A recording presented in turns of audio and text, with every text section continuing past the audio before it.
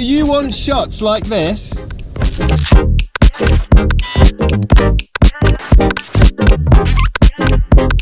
Then let me show you how.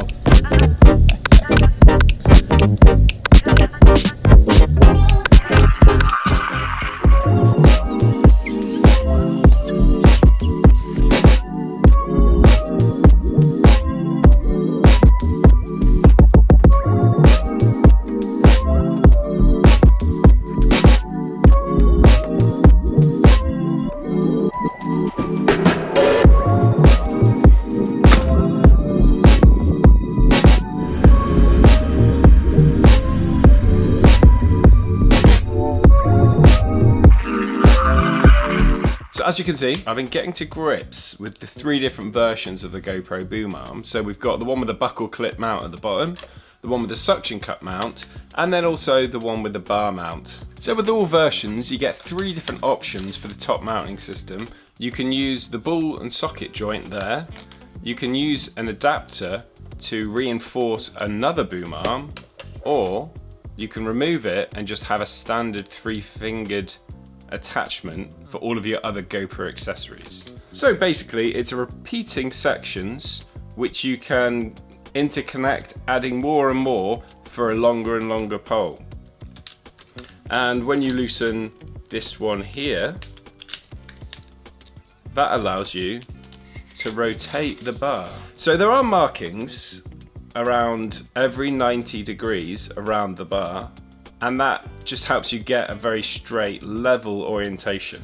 Now I did discover that there is a potential weakness. The weakest point in the whole system is this ball and socket joint, because there's a little join there, and if you put a lot of force, twisting force on that, then it does break, and that's what happened to me. So I had my 360 camera on that, I had it fastened.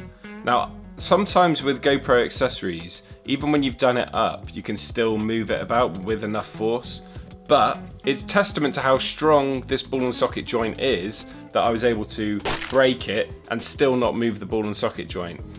So this doesn't really concern me. So since I broke one, I've still been using it without tethering, but I would suggest if you're going to do any really high speed extreme stuff, maybe don't use the ball and socket joint, or make sure you've got a tether attaching it to the rest of the pole arm just in case. The other option for the end is obviously remove the ball and socket joint, and then you can have the standard 3-finger mount, which is the standard for most action cameras, or you can have the reinforcing piece, which is a simple plastic ring with rubber inside to grip, and it does grip very, very well. It's very easy to use, and you can use this to create some really sturdy setups using single bar sections. If you have as many as I do, if you've got all 3, you can make a very, very sturdy triangulated rig that isn't really going to move at all. The more attachments you have, the longer the pole you have, the more potential there is for that to move. However, when you use GoPro's hyper smooth stabilization, all of that little wobble and shake is removed.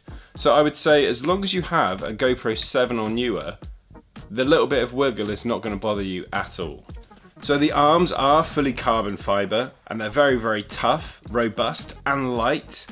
As soon as you get it in your hand, you can feel how sturdy it is, and it does inspire a lot of confidence. Now, talking about the different attachments, obviously there's different pricing structures depending which one you get, but the most expensive being the suction cup mount. If you already own the suction cup mount, then there's no difference in the one that comes with the pole. It's the exact same mount, so there's no need to buy one if you already have the suction cup mount. Everything that comes in the adhesive mount version also comes with the other 2 versions.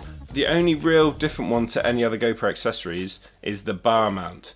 Now, this bar mount is different to the standard GoPro bar mount, in as much as the attachments that come with it are designed for standard bar sizes. So for different handlebar widths or stems or different parts of bicycles and motorbikes, this is designed to fit specifically on those things.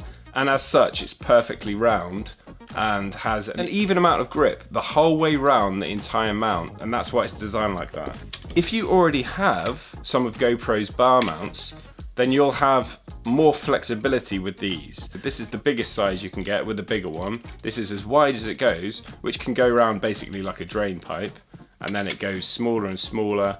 And as you can see, the tighter it goes, the less of a circle it is. But then you get attachments that go in the middle. So this is an example of the smallest rubber ring piece that comes with the Pro pole mount.